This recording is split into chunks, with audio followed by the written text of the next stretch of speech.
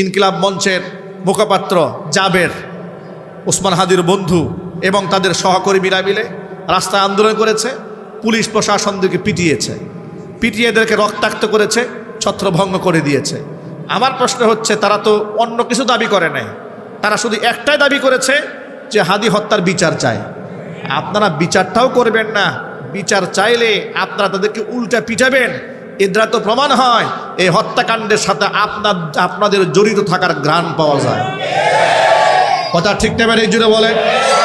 তারা তো চেয়েছে জাতিসংঘের মাধ্যমে একটা নিরপেক্ষ তদন্ত। আপনারা তদন্তের মধ্যে ভয় পাচ্ছেন কেন? ওসমান হাদির খুনিদেরকে ধরার ক্ষেত্রে একটা সঠিক তদন্ত হবে, সেই তদন্তের প্রতি আপনাদের এত ভয় কেন? আপনাদের ভয় এবং যারা বিচার চায় তাদের প্রতি আপনার আক্রোশ দেখেতে মনে হয় ডাল মে কুচ কালা হয়। তবে মনে রাখা উচিত, ছল ছাতুরি করে অন্ততপক্ষে এই দেশে বাঁচা সম্ভব না। খুনি হাসিনা 16 বছরে এত মেকানিজম করেও টিকতে পারে নাই, আপনারাও টিকতে পারেন নাই, টিকতে পারবেন না। বিচার কিন্তু আপনাদের হবে একদিন এই মাটিতে ইনশাআল্লাহ। জুলাই আগস্ট বিপ্লবে যাদের রক্তের বিনিময়ে ইন্টিরিম গভর্নমেন্ট সরকার ক্ষমতায় বসলো, সেই ছেলেরাই ওই সময়কার একেবারে প্রথম সারির যিনি আন্দোলন করেছেন শহীদ উসমান হাদি, সেই উসমান হাদিকে প্রকাশ্য দিবালোকে খুন করা হলো। তার বিচার তো এই সরকার না করাতে প্রথম শহীদদের রক্তের সাথে তারা গাদ্দারি করলো। এখানে তো গাদ্দারি শেষ করে নাই, তারপর কি করেছে? এই বাচ্চাগুলো দিনের পর দিন আন্দোলন করছে। আমি জিজ্ঞেস করতে চাই, এখানে দলমত নির্বিশেষে সকলেই বলেন তো, রাষ্ট্রের প্রচণ্ড মেধাবী এই ছেলেটা যে দিনের বেলায় ভর দুপুরে তাকে খুন করা হলো মাথার মধ্যে শুট করে, তার বিচার হওয়ার দরকার আছে না নাই? আরো জোরে বলেন। আজ পর্যন্ত আসামি ধরা পড়লো না কেন? আপনার আমার ট্যাক্সের টাকায় এই দেশের প্রশাসন চলে, পুলিশ চলে, আর্মি চলে, বিজিবি চলে, ডিবি চলে, এনএসআই চলে, ডিজিএফআই চলে, আমাদের টাকায় চলে। কথা বলতে হবে, ঠিক কিনা বলেন? তা আমাদেরকে খুন করলো, আসামি ধরা পড়ে না কেন? গোয়েন্দা বিভাগের কাজটা কি? প্রশাসনের কাজটা কি? প্রকাশ্য দিবালোকে দিনের বেলায় একটা মানুষ আউট হয়ে যাবে, রাষ্ট্র খুঁজে পাবে না। এটা স্বাধীন রাষ্ট্র, এটার নাম দেশ।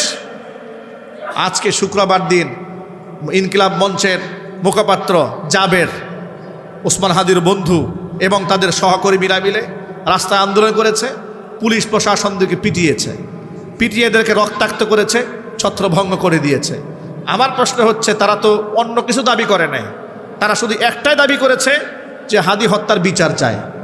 আপনারা বিচারটাও করবেন না, বিচার চাইলে আপনারা তাদেরকে উল্টা পিটাবেন। এর দ্বারা তো প্রমাণ হয় এই হত্যাকাণ্ডের সাথে আপনাদের জড়িত থাকার ঘ্রাণ পাওয়া যায়। কথা ঠিক নেবেন, এই জুড়ে বলেন। তারা তো চেয়েছে জাতিসংঘের মাধ্যমে একটা নিরপেক্ষ তদন্ত। আপনারা তদন্তের মধ্যে ভয় পাচ্ছেন কেন? ওসমান হাদির খুনিদেরকে ধরার ক্ষেত্রে একটা সঠিক তদন্ত হবে, সেই তদন্তের প্রতি আপনাদের এত ভয় কেন? আপনাদের ভয় এবং যারা বিচার চায় তাদের প্রতি আপনার আক্রোশ দেখেতে মনে হয় ডাল মে কুচ কালা হয়। তবে মনে রাখা উচিত, ছল ছাতুরি করে অন্ততপক্ষে এই দেশে বাঁচা সম্ভব না। খুনি হাসিনা 16 বছরে এত মেকানিজম করেও টিকতে পারে নাই, আপনারাও টিকতে পারেন নাই, টিকতে পারবেন না। বিচার কিন্তু আপনাদের হবে একদিন এই মাটিতে ইনশাআল্লাহ। প্রিয় ভাইরা আমার, এসব হচ্ছে গণতন্ত্রের কুফল। গণতন্ত্র দিয়া পৃথিবীর কোনো জায়গায় শান্তি হয় নাই, হবেও না কিয়ামত পর্যন্ত। শান্তি যদি জমিনের মধ্যে কায়েম করতে চান, ইসলাম ছাড়া বিকল্প কোনো রাস্তা নাই। এই জন্য আমাদের এক কথা আমরা বলি, বাংলার জমিনে আমরা কোরআনের শাসন দেখতে চাই। আপনারা দেখতে চান? কারা কারা দেখতে চান? হাত দেখি তো ভাই। মাশাআল্লাহ, আল্লাহ কবুল করেন, জোরে করেন আমিন। এছাড়া বিকল্প কোনো রাস্তা নাই। কিসাসের আইন বাস্তবায়ন করতে হবে, হুদুদের আইন বাস্তবায়ন করতে হবে। চুরি করলে হাত কাটতে হবে, যদি কেউ খুন করে খুনের বদলায় ব্যাস কল্লা ফেলে দিতে হবে। ব্যভিচার করলে দুর্রা মারা হবে, বিবাহিত হলে একে কোমর পর্যন্ত দাবায় এদেরকে হত্যা করা হবে। ইসলামে যেমন নসিহত আছে, ইসলামে রাষ্ট্র ঠান্ডা করার জন্য কঠোর আইনও আছে। আপনারা দেখবেন এই সমাজে কিছু লোকেরা শরঈ আইনকে খুব ভয় পায়। শরঈ আইনকে ভয় পাবে চোর, ভয় পাবে ডাকাত, ভয় পাবে খুনি, লম্পট এবং বদমাশেরা। কোনো মুসলমান, কোনো ইমানদার, কোনো তাকওয়াবান ব্যক্তি তো শরিয়া আইনে ভয় পাওয়ার কথা নয়। আপনারা শরিয়া আইনকে ভয় পান? শরিয়া আইন মানে আল্লাহর আইন। শরিয়া আইন মানে কি? কোনো মুসলমান তার অন্তরে ঈমান আছে, সে কি আল্লাহর আইনে ভয় পাবে? সে তো আল্লাহর আইনের প্রতি ঈমান এনেই মুসলমান হয়েছে। যারা আল্লাহর আইনের প্রতি ভয় আছে কি মুসলমান হতে পেরেছে? না, সে মুসলমান হতে পারে না, সে মুনাফেক। সে কি? মুনাফেক। এই জন্য আমি সকল ভাইদেরকে বলি, গণতান্ত্রিক সিস্টেমে আপনি একটা দেশে পরিপূর্ণ শরিয়া আইন কার্যক্রম করতে পারবেন না। তাহলে তাই বলে কি আগামী নির্বাচনে হাত গুটায় বসে থাকবো? না, তাও থাকবো না। কি করতে হবে তাহলে? আমাদের এলাকার মধ্যে যে প্রার্থীরা দাঁড়িয়েছেন, আমরা তাদের মধ্যে ইমামদারকে, যোগ্যকে, নামাজিকে, পরকালের ভয় কার অন্তরে আছে, কে চান্দাবাজি করে না, টেন্ডারবাজি করে না, মাস্তানি করে না, ফুটপাত দখলবাড়ি করে না, কে সমাজের মধ্যে ত্রাস সৃষ্টি করে না, এইরকম আল্লাহওয়ালা ব্যক্তিদেরকে বেছে বেছে আমাদের লিডারশিপ আমরা দিয়ে দেব ইনশাল্লাহ। বলেন সমাজের মধ্যে অন্ততপক্ষে সৎ নেতৃত্ব যদি আমরা আনতে পারি, আমরা আশা করি বাংলাদেশের আমূল পরিবর্তন করা সম্ভব হবে। এছাড়া শুধুমাত্র মসজিদে ওয়াজ করে এই দেশ ভালো বানানো সম্ভব হবে না। আমরা এমন একটা বাংলাদেশ দেখতে চাই যেখানে খতিব সাহেব কোরআন থেকে বয়ান করবেন নির্দ্বিধায়, নির্বিঘ্নে, নির্ভয়ে। এমন যেন না হয় খতিব সাহেব বয়ান করছে আর মসজিদের সামনে পুলিশ গাড়ি নিয়ে দাঁড়ায় আছে হুজুরকে ধরে নেওয়ার জন্য। এরকম দেশ আপনারা দেখতে চান? আরো যদি বলুন দেখতে চান? এরকম চিত্র খুনি হাসিনার আমলে হয় নাই? যদি বলুন হয় নাই? এই মসজিদে আমরা জুমার বয়ানরত অবস্থায় গাড়ি নিয়ে আমাদেরকে অ্যারেস্ট করার জন্য সামনে আসে নাই? ইতিহাসকে ভুলে গেছেন? এগুলো তো ওরা করেছে। ওরা মাহফিল মঞ্চ থেকে আমাদেরকে উঠাই নিয়ে গেছে। কথা বলেন ঠিক না ঠিক? ওরা আমাদের নামে মিথ্যা মামলা দিয়েছে, ওরা আমাদেরকে জেল খাটিয়েছে, ওরা আমাদেরকে রিমান্ডে নিয়েছে, ওরা আমাদেরকে পরিবার ছাড়া করেছে, এলাকা ছাড়া করেছে। শুধু আমার সাথে নয়, এমন হাজার ও হাজার আলেমের সাথে এই বিয়াদবি করার কারণে সর্বশেষ আল্লাহ পাক পৃথিবীর জমিন তাদের জন্য সংকীর্ণ করে দিয়েছেন। তাদের জন্মভূমিতে থাকার জায়গা হয় নাই। ভিক্ষুকের মতো, এতিমের মতো জিল্লতির মালা গলায় নিয়ে কাফের বেঈমানদের কুলে আশ্রয় নিতে বাধ্য হয়েছে। সুতরাং এখান থেকে বিরাট শিক্ষা রয়েছে জাতির। মনে রাখবেন, পৃথিবীর ইতিহাস বলে দুনিয়াতে কোনো জালেম কখনো কোনো কালে সফল হয় নাই, আর সফল হতে পারবেও না ইনশাআল্লাহ। বলেন ইনশাআল্লাহ। আগামীর বাংলাদেশে আলেমরা স্বাধীনভাবে দ্বীনের কথা বলুক, আপনারা চান? আরো যদি বলুন চান? আলেমদের মসজিদ মাদ্রাসাগুলো আবাদ হয়ে যাক, স্বাধীন হয়ে যাক, এটা আপনারা চান? ধীরে ধীরে ধীরে ধীরে ইনশাআল্লাহ আলেমরা যদি কথা বলার ক্ষেত্রে স্বাধীন হয়, বাংলার জমিনে একদিন ধীরে ধীরে ইসলাম কায়েম হওয়ার পরিবেশ তৈরি হয়ে যাবে। বলেন ইনশাআল্লাহ। ইসলামের সৌন্দর্য তো আলেমদের বয়ানের মাধ্যমে ফুটে উঠবে। আলেম ওলামারা এমন একটা সমাজ ব্যবস্থার কথা বলেন যেখানে খেলাফত দ্বারা, খেলাফায়ে রাশেদার আমলে খলিফারা যেভাবে সমাজ পরিচালনা করেছেন, সমাজের বিচারকরা ঠিক সেইভাবে রাষ্ট্র পরিচালনা করবেন। ছোট্ট একটা এক্সাম্পল দিই, দেখেন গণতন্ত্র এই সমাজকে কী দেয় আর খেলাফত কী দেয়। আপনার ছোট্ট একটা এক্সাম্পল দিই। গণতান্ত্রিক সিস্টেমটা হলো, যদি কেউ অন্যায় করে আর সেই অন্যায়কারী যদি প্রভাবশালী হয়, তাহলে তার বিচার হবে না। এটার নাম গণতন্ত্র। কথা বলে না কেন? আপনারা বলবেন হুজুর এটা কেমন কথা? জি, এটাই বাস্তব কথা। ফর এক্সাম্পল, সারা পৃথিবীর এই যে গণতন্ত্রের বুলি যারা বিশ্বব্যাপী ক্যাম্পেইন করে, ইউরোপ, আমেরিকা, পশ্চিমারা, ডোনাল্ড ট্রাম্প, ঠিক কিনা জুড়ে বলেন, সারা দুনিয়ার মধ্যে জাতিসংঘের মাধ্যমে, মানবাধিকার সংস্থার মাধ্যমে, এরা নারী অধিকার সংস্থার মাধ্যমে গোটা দুনিয়াব্যাপী মানবাধিকার, নারী অধিকার, শিশুর অধিকার, শ্রমিকের অধিকার, মানে যত প্রকারের অধিকারের ঠিকাদারি সব তারা নিয়ে নিয়েছে। সারা দুনিয়ার মধ্যে ওরা ক্যাম্পেইন করে আর মাতবরি করে আর বোঝায় যে তারা যে কি পরিমাণ নারী বান্ধব, এরা গোটা বিশ্বব্যাপী তারা প্রচার করে বেড়ায়। যার দরুন কোনো মুসলিম কান্ট্রিতে একটা মেয়ে যদি হিজাব পরে, নেকাব পরে, সেটাকেও তারা বলে এই যে মুসলমানেরা মেয়েদের স্বাধীনতা হরণ করছে। ঠিক কিনা বলেন? পর্দার কথা বললে বলে মেয়েদের স্বাধীনতা হরণ করছে। 18 বছর আগে মেয়েদেরকে বিবাহ দেওয়া যাবে না। কেন? এদের শরীর ভেঙে পড়বে, ব্রেইনে এফেক্ট পড়বে, দেহের মধ্যে নানান ধরনের ক্রিয়া তৈরি হবে। সুতরাং নারী বান্ধব আমরা, নারীদেরকে 18 বছর আগে বিবাহ দেওয়া যাবে না। পশ্চিমাদের কথা শুনে আমাদের দেশের লোকেরা আইন বানায় ফেলল, চলছে আইন। বাহ্যিকভাবে ওরা দেখাইলো ওরা কত নারী বান্ধব, কত মানব দরদি, কত জনহিতৈষী, বাহ্যিকভাবে দেখায়। এবার ওদের ভেতরগত আভ্যন্তরীণ অবস্থাটা আপনাদের সামনে একটু ব্যক্ত করি। বর্তমানে আপনারা জেনেছেন, যারা এখানে সচেতন মহল আছেন, অ্যাপস্টেইন ফাইল এটা গোটা বিশ্বব্যাপী প্রচারিত হয়েছে। অ্যাপস্টেইনটা কে? অ্যাপস্টেইন হচ্ছে একজন ইহুদি। ইতোমধ্যে আমরা তার ব্যাপারে জানতে পেরেছি, সে শুধু ইহুদি না, সে হচ্ছে মুসাদের এজেন্ট। ইহুদিদের যে গোটা দুনিয়াব্যাপী একটা গোয়েন্দা সংস্থা আছে মুসাদ, এটার নাম কি? মুসাদের অন্যতম একজন সদস্য হচ্ছে অ্যাপস্টেইন। এই অ্যাপস্টেইন কি করত?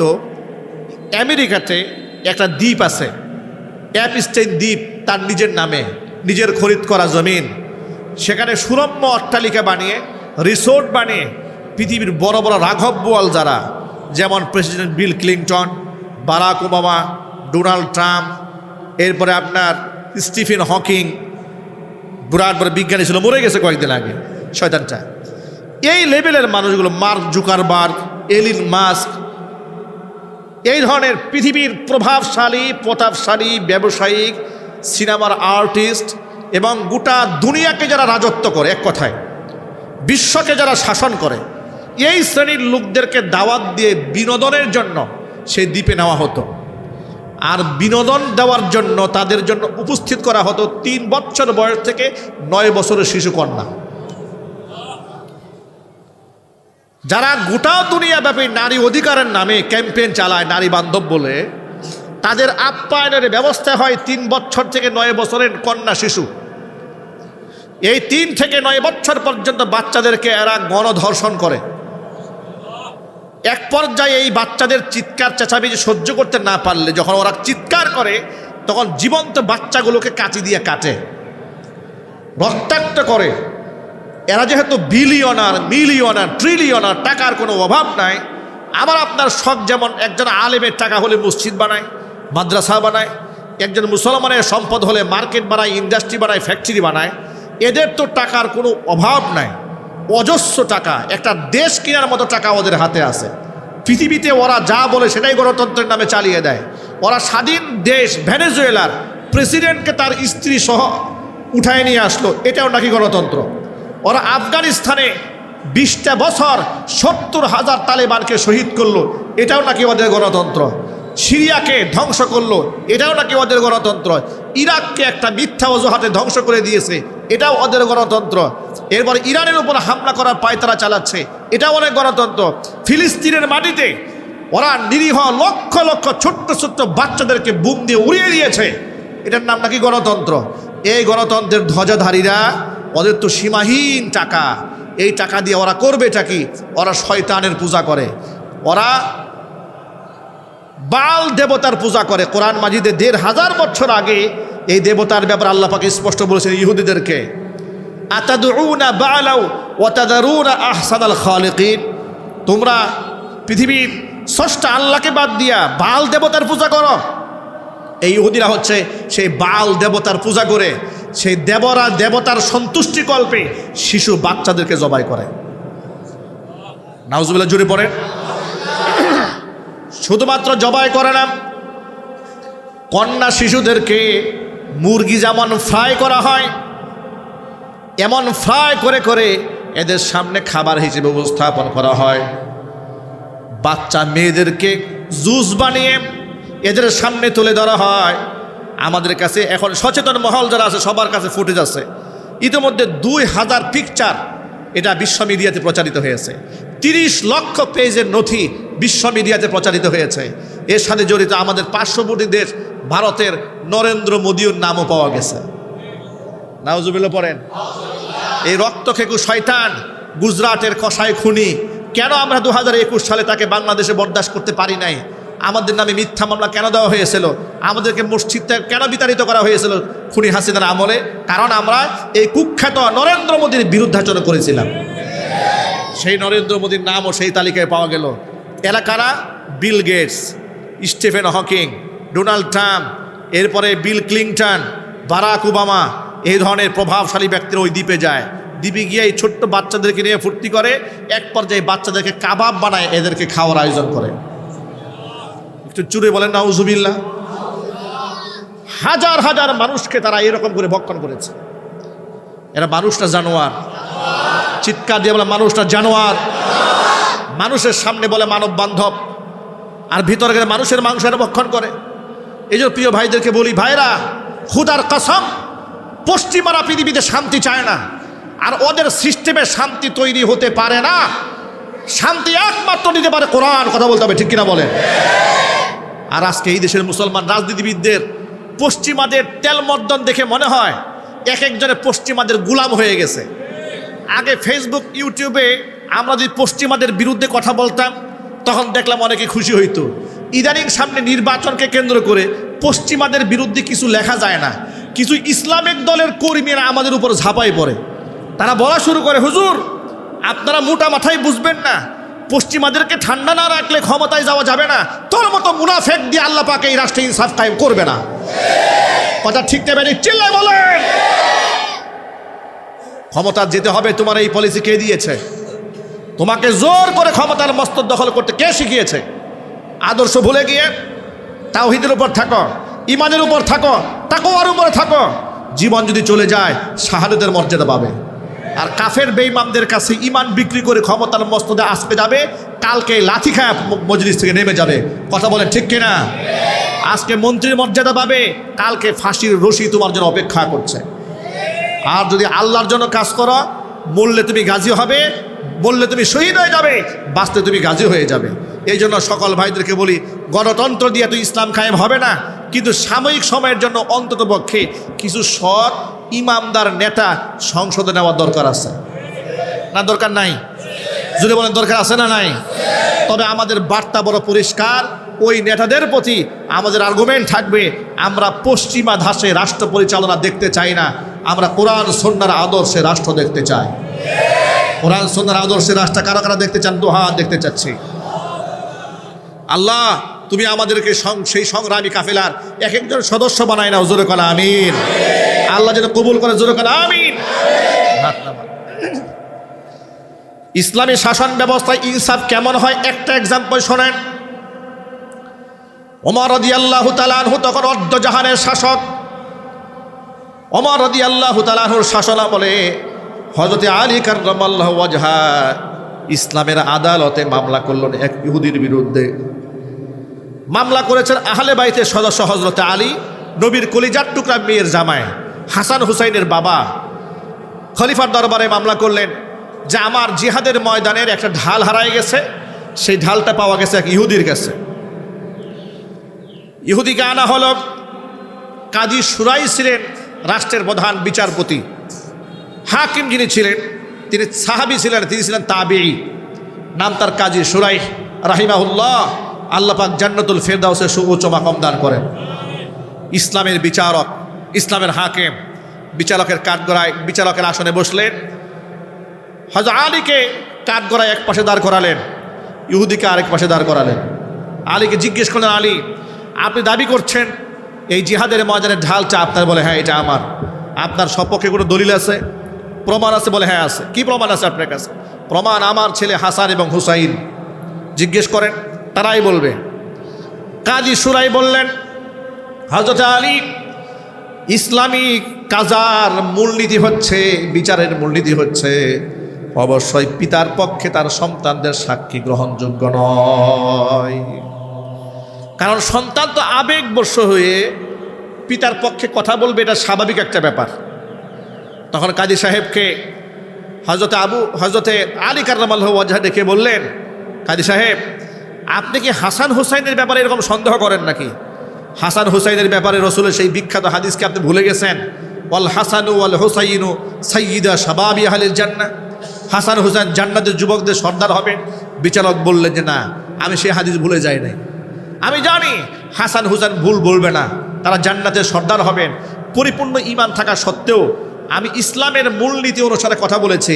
ইসলামের মূলনীতি এটাই বিচারকের দায়িত্ব হচ্ছে অবশ্যই তার সাক্ষী গ্রহণ করবে না যে সরাসরি সন্তান হয়, আপনি অন্য কোনো সাক্ষী দাঁড় করান।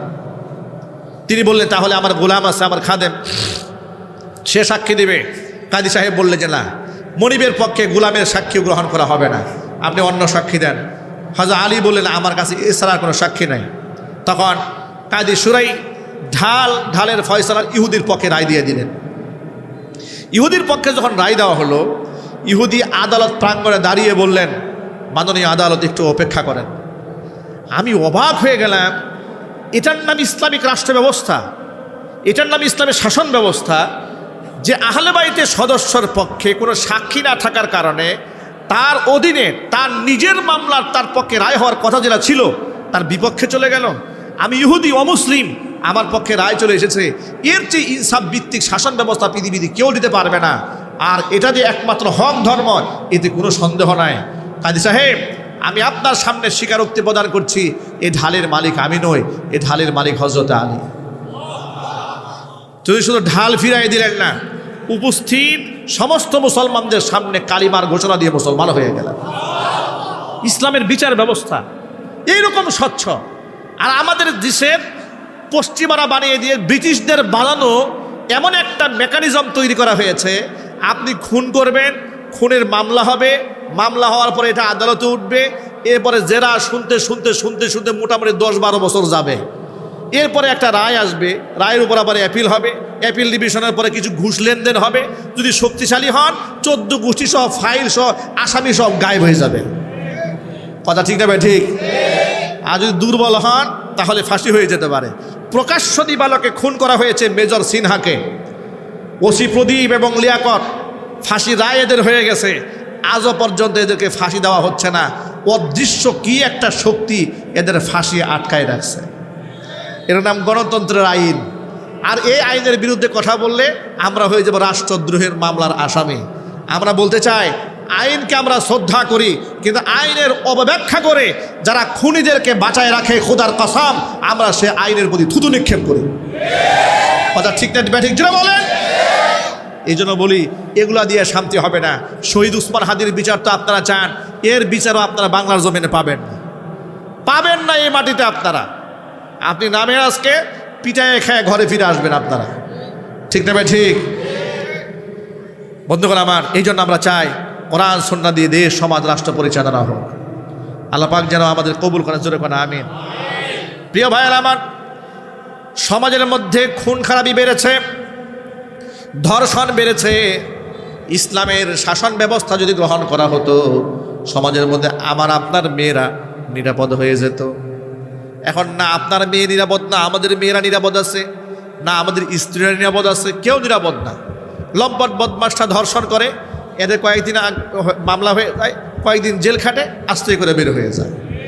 আজ পর্যন্ত শুনলাম না কোনো ধর্ষকের ফাঁসি হয়েছে। শুনছেন আপনারা? কোনো নাস্তিকের ফাঁসি হয়েছে শুনেছেন? হবে না। এটাই হচ্ছে মেকানিজম, এটাই হচ্ছে সিস্টেম। সারা জীবনভর আপনারা এগুলার তোয়াক্কা করতে হবে, এগুলার তোষামদি করতে হবে, এগুলার পা চারা গোলামি করে যেতে হবে। আমরা আল্লাহর গোলামি করতে চাই, আমরা মানুষের তৈরি আইনের গোলামি করতে চাই না। আল্লাহর গোলামি যদি করতে চায় তাহলে অবশ্যই সৎ মানুষকে সংসদে পাঠাবেন। বৃহত্তর বিরাট অংশটা একদিন কোরআনের পক্ষে আওয়াজ তুলবে, জনগণের মধ্যে সচেতনতা তৈরি হবে। একদিন জনগণ বলবে তন্ত্রমন্ত্রের মুখে লাথি মারো, কোরআন সুন্নাহর বাংলাদেশ গড়ো। আল্লাহ রাব্বুল আলামিন সেই পর্যন্ত আমাদের সকলকে মজবুতভাবে ঈমানকে ধরে রাখার তৌফিক দান করেন। সকলে একটু জোরে আওয়াজে কোন আল্লাহুম্মা আমিন। আর কোরআন হচ্ছে মর্যাদার প্রতীক। আজকে এই মাহফিল থেকে আমরা একটা নিয়ত করব। সেই নিয়তটা কি? আমরা যত মানুষ এখানে আছি, আমরা প্রত্যেকে একটা সাচ্চা এবং পাক্কা নিয়ত যে আমাদের প্রত্যেকের ঘরে ঘরে একজন করে কোরআনে কারিমের হাফেজ তৈরি করব। ইনশাআল্লাহ বলেন। একজন করে আলেম তৈরি করব, আলেমে দিন, দাঈল আল্লাহ। ওরা তো দাড়ি টুপি সহ্য করতে পারে না, ওরা তো আমাদেরকে মৌলবাদ বলে গালি দেয়, আলেমদেরকে মৌলবাদ বলে গালি দেয়। আমরা প্রত্যেকেই ঘরে ঘরে একটা করে কট্টর মৌলবাদী তৈরি করব, বলেন ইনশাআল্লাহ। ওরা আমাদেরকে খুঁটা দিয়ে বলে আপনারা কি দেশটাকে আফগানিস্তান বানাতে চান নাকি? আমরা বলবো আফগানিস্তান বানাতে পারলে তো আমাদের 14 গোষ্ঠীর কপাল। কি বলেন? মন চাইলে কি আফগানিস্তান হওয়া যাবে বেটা? আফগানিস্তান হতে গেলে তো ইমান থাকতে হবে টাটকা। আফগানের মন্ত্রীরা সাইকেল চালিয়ে মন্ত্রণালয়ে যায়, তাদের কোনো বডিগার্ড লাগে না। আর তুমি তাদের সমালোচনা করো। 5 বছর আফগানিস্তানে একটা ধর্ষণের ঘটনা ঘটে নাই। পলিথিনের ব্যাগে টাকা ভরে ভরে বস্তায় বস্তায় টাকা নিয়ে ওরা বাজারে যায়, ওদের কোনো ভয় নাই। আমাদের দেশের কয়েকদিন আগে শেখুল হাদিস আল্লামা মাহমুদুল হক হাফিজাহুল্লাহ কয়েকজন উলামা ইকরাম আফগান সফরে গিয়েছিলেন। তারা বলেছেন, আমরা শত শত কিলোমিটার, 1000 কিলোমিটার পাহাড়িয়া গিরিপথ বেয়ে বেয়ে রাতের বেলায় চলেছি, একটা মানুষের মধ্যে কোনো ভয়ও দেখি নাই, কোনো শঙ্কাও দেখি নাই। সামনে এসে কেউ দাঁড়াবে, পিস্তল নিয়ে দাঁড়াবে, হাইজ্যাক করবে, লুণ্ঠন করবে, এরকম চিন্তাও কারো মাথায় নাই। সুবহানাল্লাহ বলেন। এই শান্তির দেশ তারা তৈরি করেছে আল্লাহর কোরআন দিয়ে। কি দিয়ে? কোরআন দিয়ে। আমরাও এই দেশকে ভবিষ্যতে ইনশাআল্লাহ আল্লাহর কোরআন দিয়ে তেমনই সাজাবো। আল্লাহ পাক যেন আমাদের সকলকে কবুল করেন।